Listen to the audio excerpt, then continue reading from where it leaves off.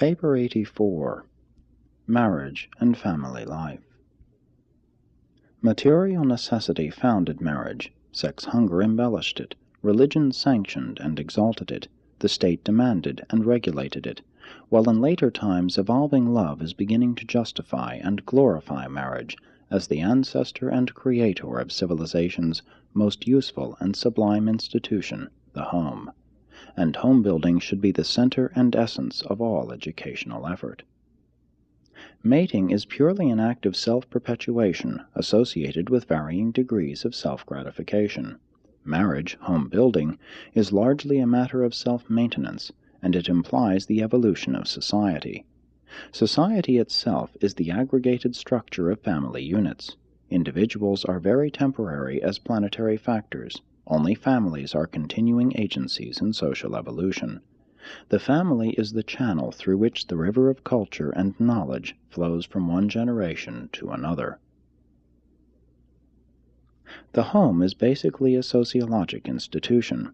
Marriage grew out of cooperation in self-maintenance and partnership in self-perpetuation, the element of self-gratification being largely incidental. Nevertheless, the home does embrace all three of the essential functions of human existence, while life propagation makes it the fundamental human institution, and sex sets it off from all other social activities.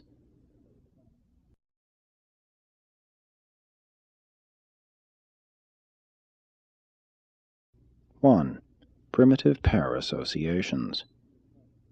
Marriage was not founded on sex relations. They were incidental thereto. Marriage was not needed by primitive man, who indulged his sex appetite freely without encumbering himself with the responsibilities of wife, children, and home. Woman, because of physical and emotional attachment to her offspring, is dependent on cooperation with the male, and this urges her into the sheltering protection of marriage.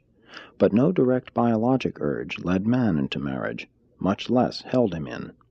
It was not love that made marriage attractive to man, but food hunger which first attracted savage man to woman and the primitive shelter shared by her children.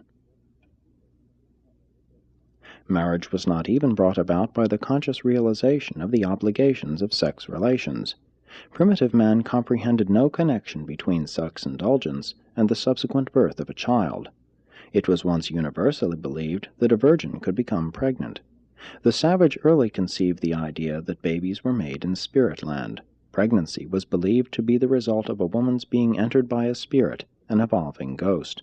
Both diet and the evil eye were also believed to be capable of causing pregnancy in a virgin or unmarried woman, while later beliefs connected the beginnings of life with the breath and with sunlight.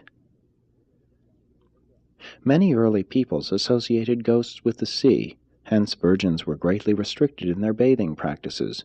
Young women were far more afraid of bathing in the sea at high tide than of having sex relations. Deformed or premature babies were regarded as the young of animals which had found their way into a woman's body as the result of careless bathing or through malevolent spirit activity. Savages, of course, thought nothing of strangling such offspring at birth. The first step in enlightenment came with the belief that sex relations opened up the way for the impregnating ghost to enter the female. Man has since discovered that father and mother are equal contributors of the living inheritance factors which initiate offspring. But even in the 20th century, many parents still endeavor to keep their children in more or less ignorance as to the origin of human life. A family of some simple sort was ensured by the fact that the reproductive function entails the mother-child relationship. Mother love is instinctive. It did not originate in the mores, as did marriage. All mammalian mother love is the inherent endowment of the adjutant mind spirits of the local universe, and is in strength and devotion always directly proportional to the length of the helpless infancy of the species.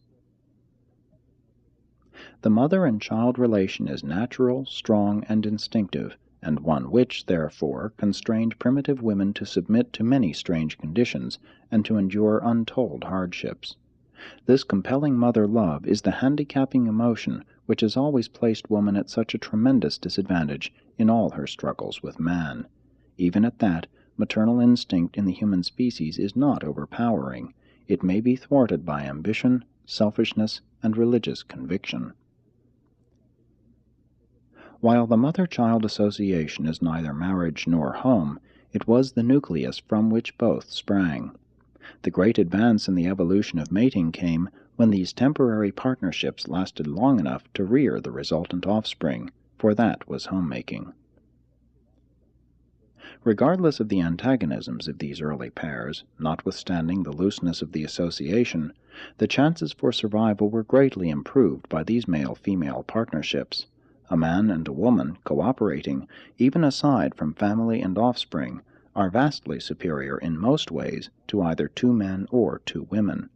This pairing of the sexes enhanced survival and was the very beginning of human society.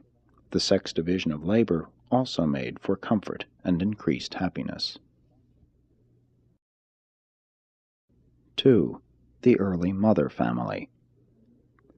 The woman's periodic hemorrhage and her further loss of blood at childbirth early suggested blood as the creator of the child, even as the seat of the soul, and gave origin to the blood bond concept of human relationships.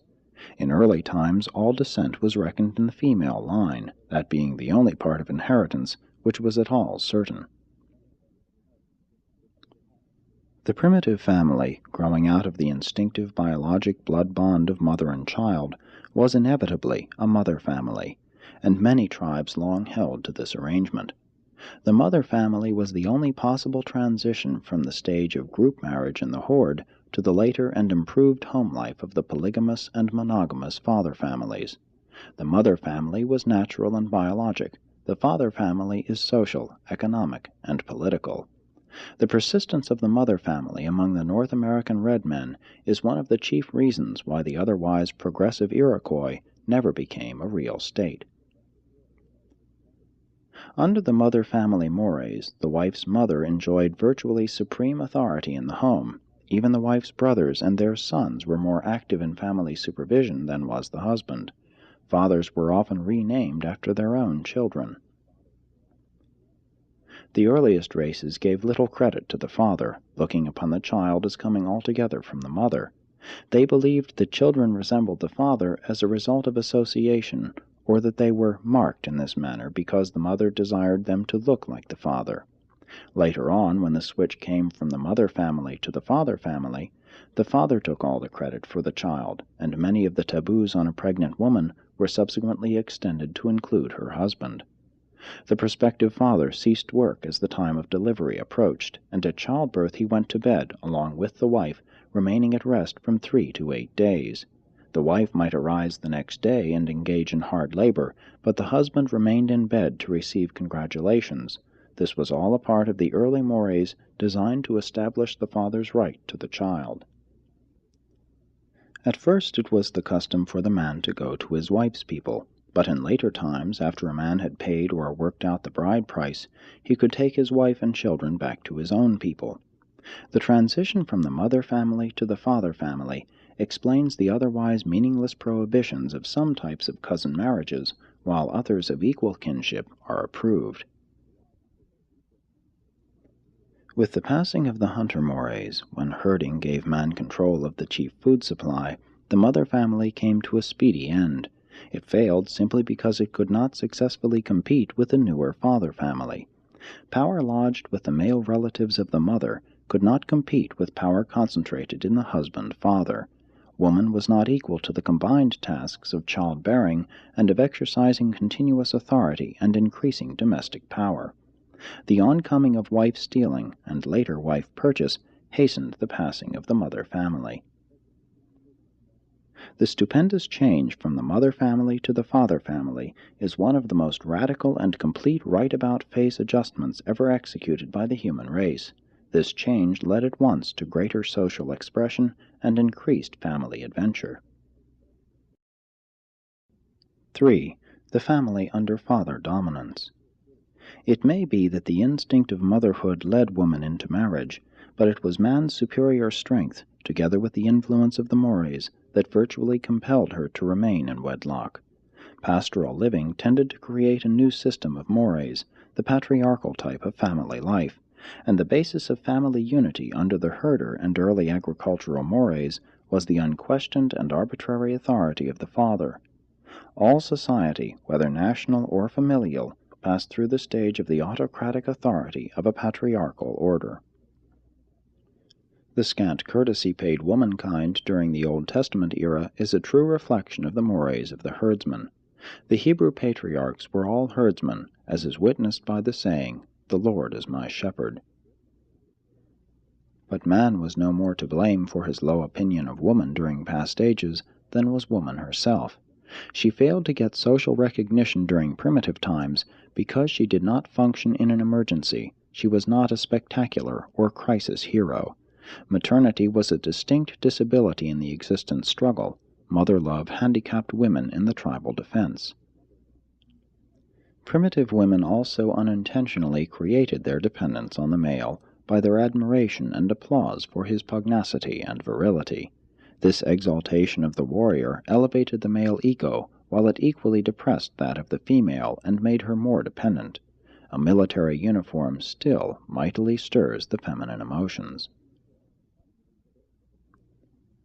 Among the more advanced races, women are not so large or so strong as men. Woman, being the weaker, therefore became the more tactful. She early learned to trade upon her sex charms.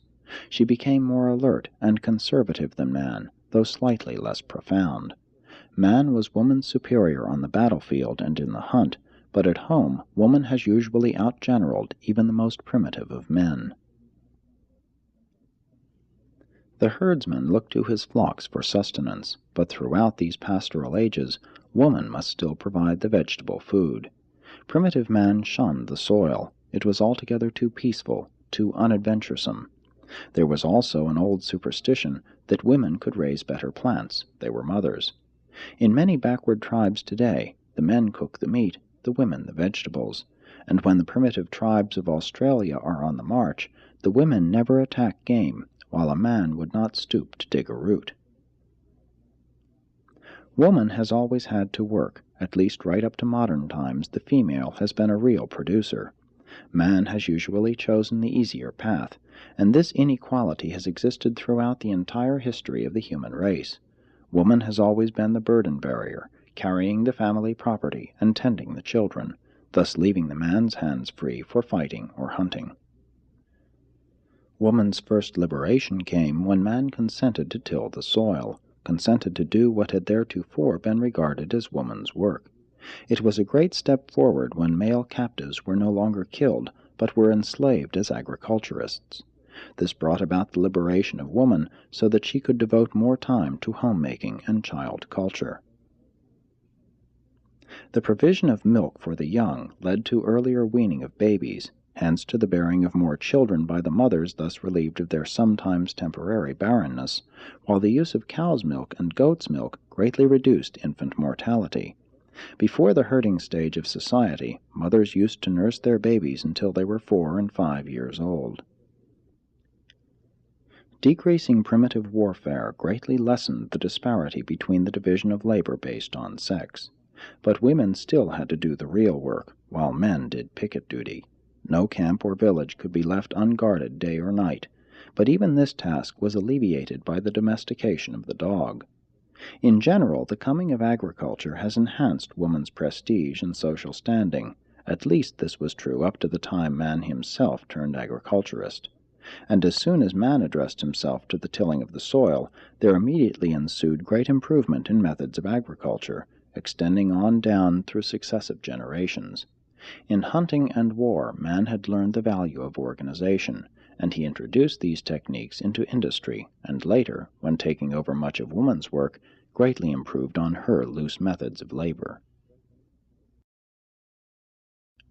4. Woman's status in early society. Generally speaking, during any age, woman's status is a fair criterion of the evolutionary progress of marriage as a social institution, while the progress of marriage itself is a reasonably accurate gauge registering the advances of human civilization. Woman's status has always been a social paradox. She has always been a shrewd manager of men. She has always capitalized man's stronger sex urge for her own interests and to her own advancement. By trading subtly upon her sex charms, she has often been able to exercise dominant power over man, even when held by him in abject slavery. Early woman was not to man a friend, sweetheart, lover, and partner, but rather a piece of property, a servant or slave, and, later on, an economic partner, plaything, and childbearer. Nonetheless, proper and satisfactory sex relations have always involved the element of choice and cooperation by woman, and this has always given intelligent women considerable influence over their immediate and personal standing, regardless of their social position as a sex. But man's distrust and suspicion were not helped by the fact that women were all along compelled to resort to shrewdness in the effort to alleviate their bondage. The sexes have had great difficulty in understanding each other. Man found it hard to understand woman, regarding her with a strange mixture of ignorant mistrust and fearful fascination, if not with suspicion and contempt. Many tribal and racial traditions relegate trouble to Eve, Pandora, or some other representative of womankind. These narratives were always distorted so as to make it appear that the woman brought evil upon man, and all this indicates the one-time universal distrust of woman. Among the reasons cited in support of a celibate priesthood, the chief was the baseness of woman. The fact that most supposed witches were women did not improve the olden reputation of the sex. Men have long regarded women as peculiar, even abnormal. They have even believed that women did not have souls, therefore were they denied names. During early times there existed great fear of the first sex relation with a woman, hence it became the custom for a priest to have initial intercourse with a virgin. Even a woman's shadow was thought to be dangerous. Childbearing was once generally looked upon as rendering a woman dangerous and unclean, and many tribal mores decreed that a mother must undergo extensive purification ceremonies subsequent to the birth of a child. Except among those groups where the husband participated in the lying-in, the expectant mother was shunned, left alone. The ancients even avoided having a child born in the house. Finally, the old women were permitted to attend the mother during labor, and this practice gave origin to the profession of midwifery. During labor, scores of foolish things were said and done in an effort to facilitate delivery. It was the custom to sprinkle the newborn with holy water to prevent ghost interference.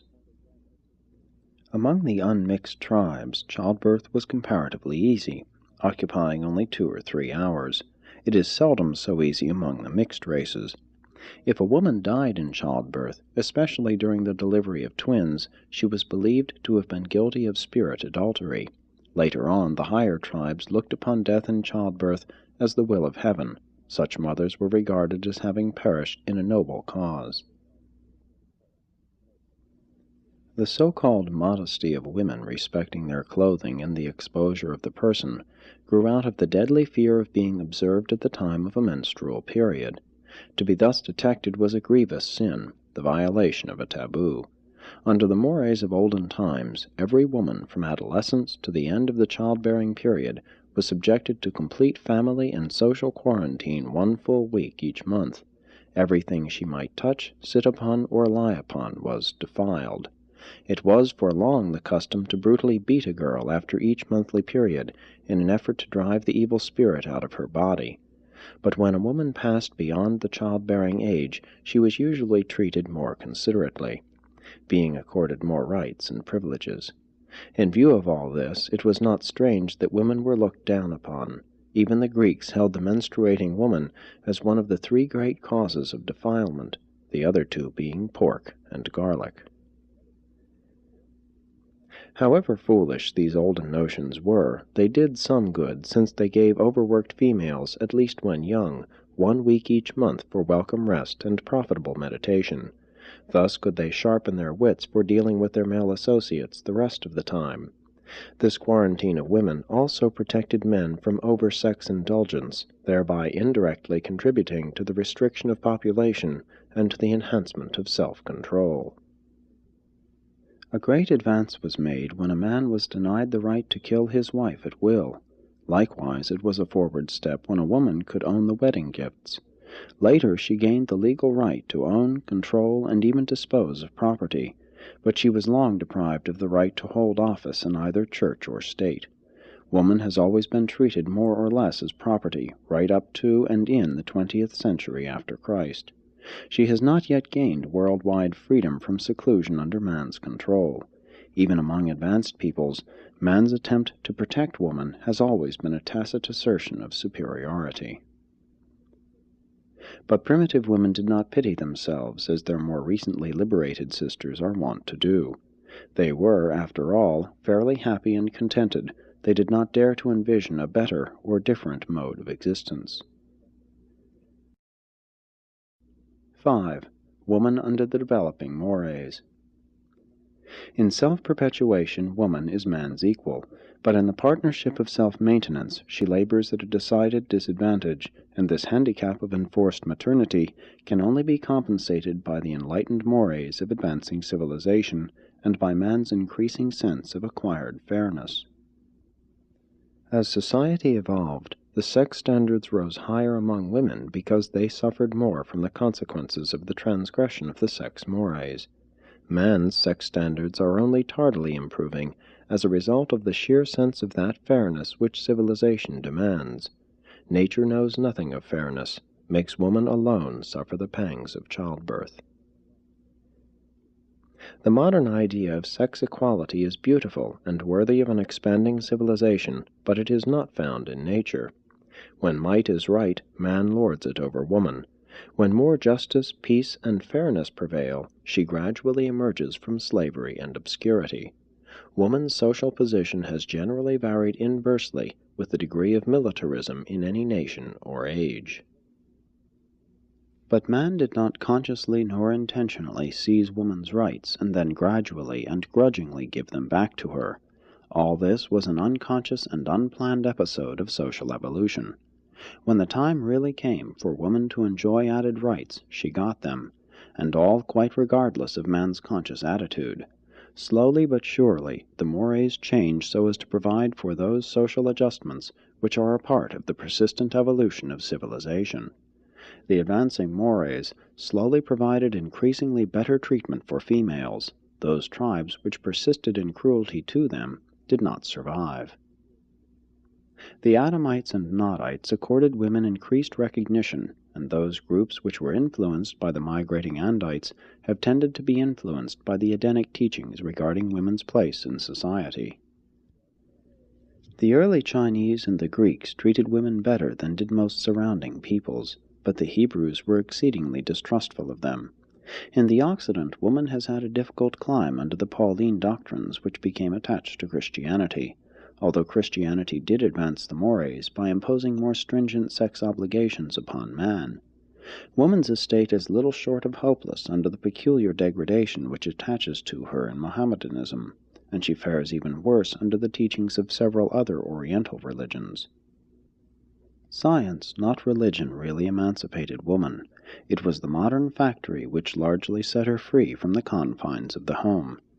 Man's physical abilities became no longer a vital essential in the new maintenance mechanism. Science so changed the conditions of living that man-power was no longer so superior to woman-power. These changes have tended toward woman's liberation from domestic slavery and have brought about such a modification of her status that she now enjoys a degree of personal liberty and sex determination that practically equals man's. Once a woman's value consisted in her food-producing ability, but invention and wealth have enabled her to create a new world in which to function, spheres of grace and charm. Thus has industry won its unconscious and unintended fight for woman's social and economic emancipation, and again has evolution succeeded in doing what even revelation failed to accomplish. The reaction of enlightened peoples from the inequitable mores governing woman's place in society has indeed been pendulum-like in its extremeness. Among industrialized races she has received almost all rights and enjoys exemption from many obligations, such as military service. Every easement of the struggle for existence has redounded to the liberation of woman, and she has directly benefited from every advance toward monogamy. The weaker always makes disproportionate gains in every adjustment of the mores in the progressive evolution of society. In the ideals of pair marriage, woman has finally won recognition, dignity, independence, equality, and education.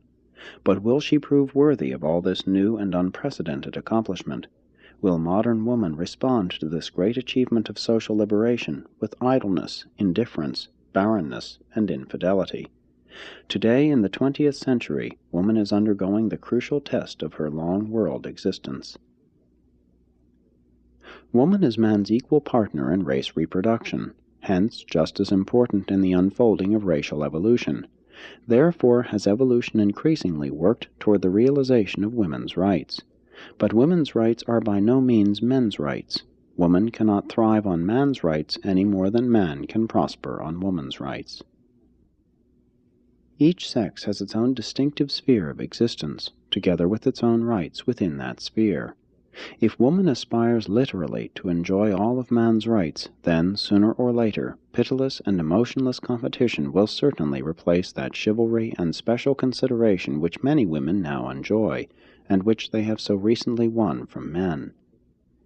Civilization can never obliterate the behavior gulf between the sexes. From age to age the mores change, but instinct never. Innate maternal affection will never permit emancipated woman to become man's serious rival in industry. Forever each sex will remain supreme in its own domains determined by biologic differentiation and by mental dissimilarity. Each sex will always have its own special sphere, albeit they will ever and anon overlap.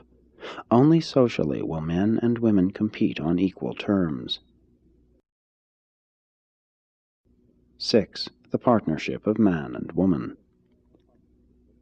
The reproductive urge unfailingly brings men and women together for self-perpetuation, but alone does not ensure their remaining together in mutual cooperation, the founding of a home.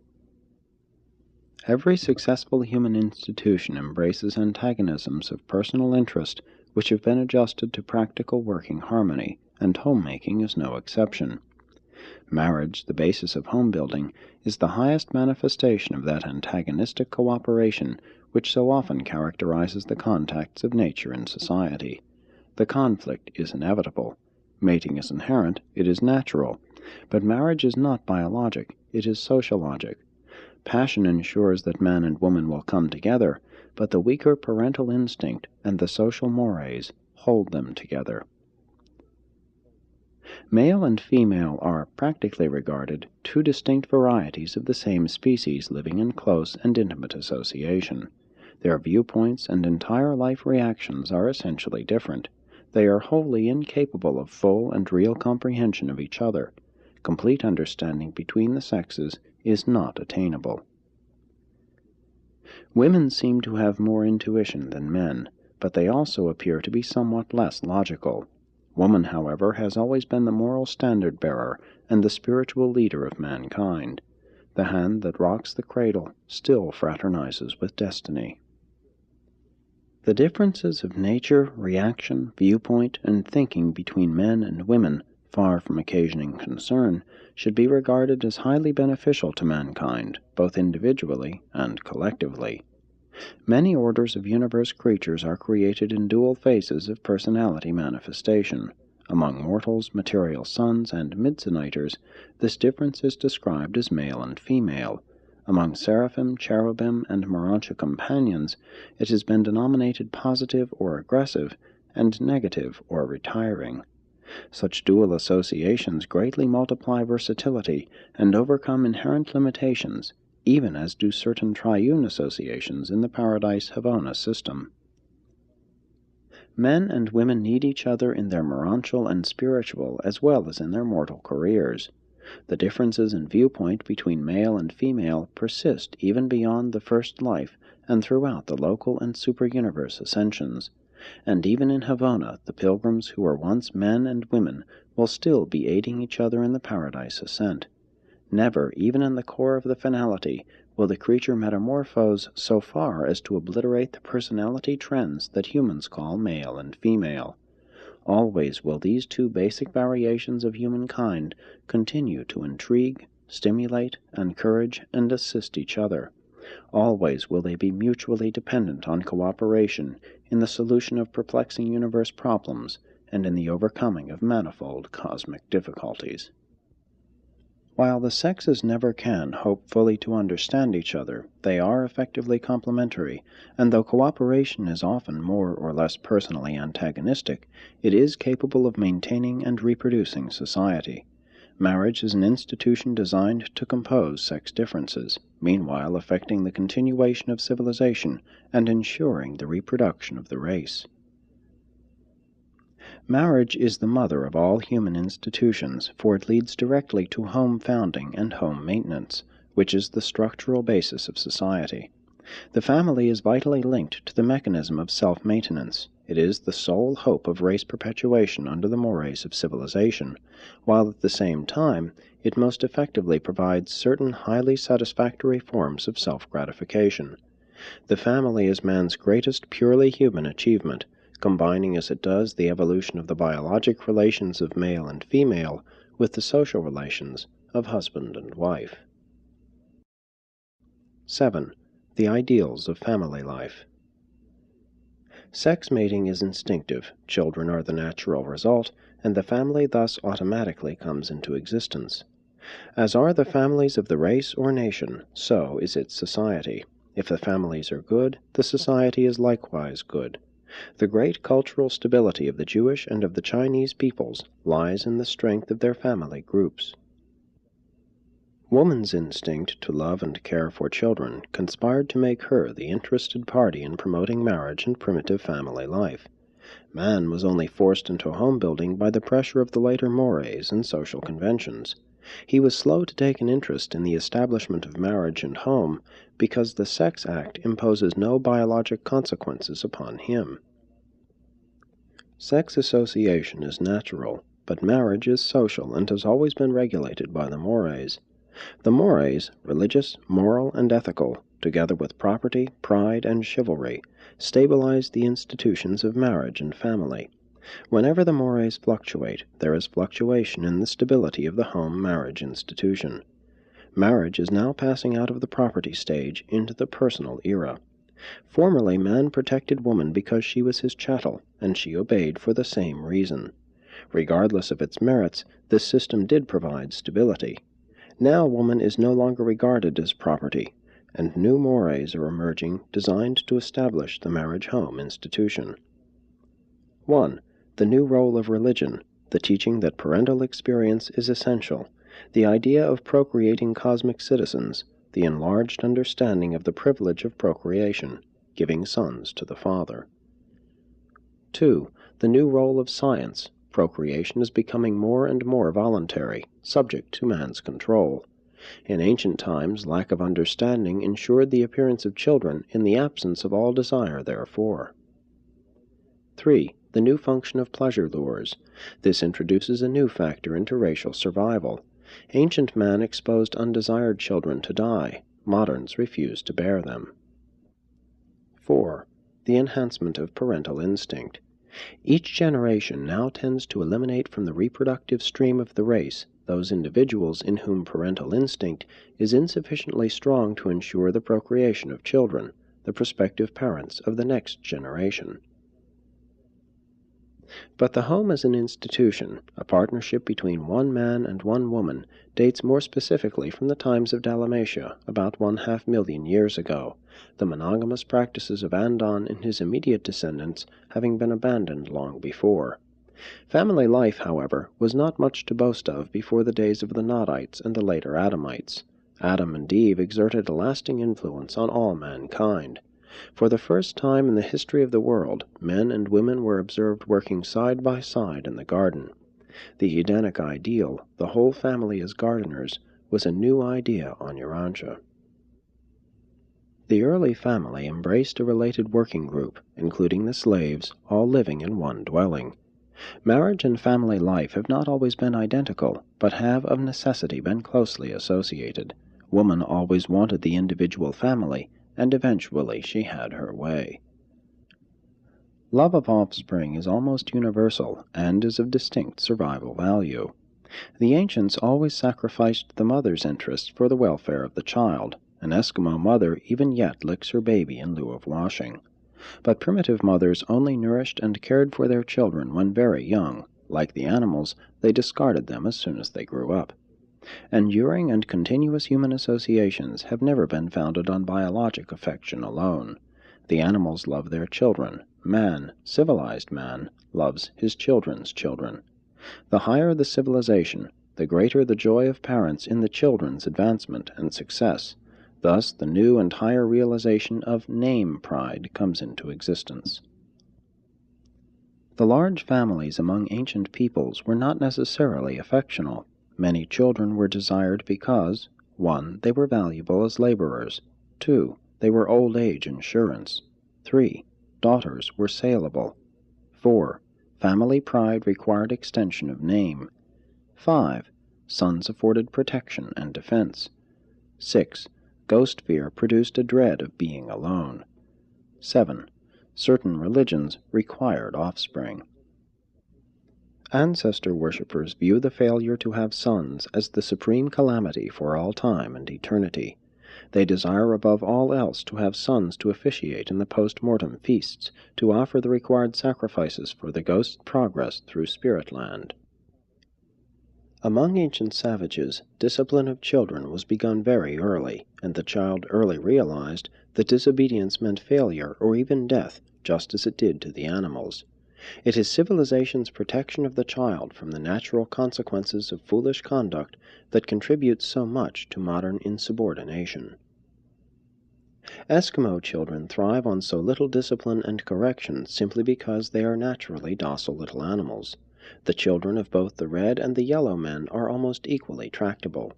But in races containing Andite inheritance, children are not so placid. These more imaginative and adventurous youths require more training and discipline. Modern problems of child culture are rendered increasingly difficult by 1. The large degree of race mixture. 2. Artificial and superficial education. 3. Inability of the child to gain culture by imitating parents. The parents are absent from the family picture so much of the time. The olden ideas of family discipline were biologic, growing out of the realization that parents were creators of the child's being. The advancing ideals of family life are leading to the concept that bringing a child into the world, instead of conferring certain parental rights, entails the supreme responsibility of human existence. Civilization regards the parents as assuming all duties, the child as having all the rights. Respect of the child for his parents arises not in knowledge of the obligation implied in parental procreation, but naturally grows as a result of the care, training, and affection which are lovingly displayed in assisting the child to win the battle of life. The true parent is engaged in a continuous service ministry which the wise child comes to recognize and appreciate. In the present industrial and urban era, the marriage institution is evolving along new economic lines. Family life has become more and more costly, while children, who used to be an asset, have become economic liabilities. But the security of civilization itself still rests on the growing willingness of one generation to invest in the welfare of the next and future generations. And any attempt to shift parental responsibility to state or church will prove suicidal to the welfare and advancement of civilization. Marriage, with children and consequent family life, is stimulative of the highest potentials in human nature, and simultaneously provides the ideal avenue for the expression of these quickened attributes of mortal personality. The family provides for the biologic perpetuation of the human species. The home is the natural social arena wherein the ethics of blood brotherhood may be grasped by the growing children.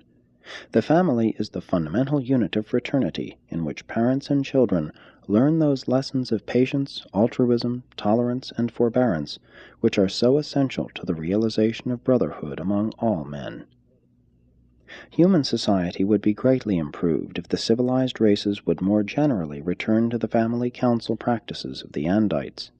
They did not maintain the patriarchal or autocratic form of family government. They were very brotherly and associative, freely and frankly discussing every proposal and regulation of a family nature. They were ideally fraternal in all their family government. In an ideal family, filial and parental affection are both augmented by fraternal devotion. Family life is the progenitor of true morality, the ancestor of the consciousness of loyalty to duty. The enforced associations of family life stabilize personality and stimulate its growth through the compulsion of necessitous adjustment to other and diverse personalities. But even more, a true family, a good family, reveals to the parental procreators the attitude of the Creator to His children, while at the same time such true parents portray to their children the first of a long series of ascending disclosures of the love of the Paradise Parent of all universe children. 8. Dangers of self-gratification. The great threat against family life is the menacing rising tide of self-gratification, the modern pleasure mania. The prime incentive to marriage used to be economic, sex attraction was secondary. Marriage founded on self-maintenance led to self-perpetuation, and concomitantly provided one of the most desirable forms of self-gratification. It is the only institution of human society which embraces all three of the great incentives for living. Originally, property was the basic institution of self-maintenance, while marriage functioned as the unique institution of self-perpetuation.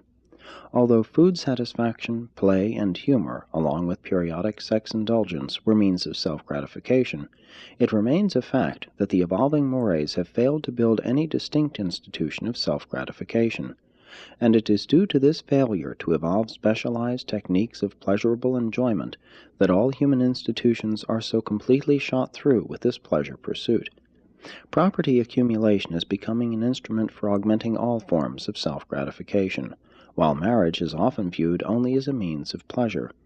And this overindulgence, this widely spread pleasure mania, now constitutes the greatest threat that has ever been leveled at the social evolutionary institution of family life, the home.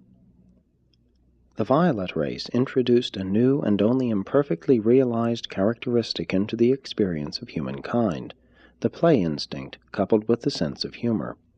It was there in measure in the Sangics and Andonites, but the Adamic strain elevated this primitive propensity into the potential of pleasure, a new and glorified form of self-gratification. The basic type of self-gratification, aside from appeasing hunger, is sex gratification, and this form of sensual pleasure was enormously heightened by the blending of the Sangics and the Andites. There is real danger in the combination of restlessness, curiosity, adventure, and pleasure-abandon characteristic of the post-Andite races. The hunger of the soul cannot be satisfied with physical pleasures. The love of home and children is not augmented by the unwise pursuit of pleasure. Though you exhaust the resources of art, color, sound, rhythm, music, and adornment of person, you cannot hope thereby to elevate the soul or to nourish the spirit. Vanity and fashion cannot minister to home building and child culture. Pride and rivalry are powerless to enhance the survival qualities of succeeding generations. Advancing celestial beings all enjoy rest in the ministry of the reversion directors.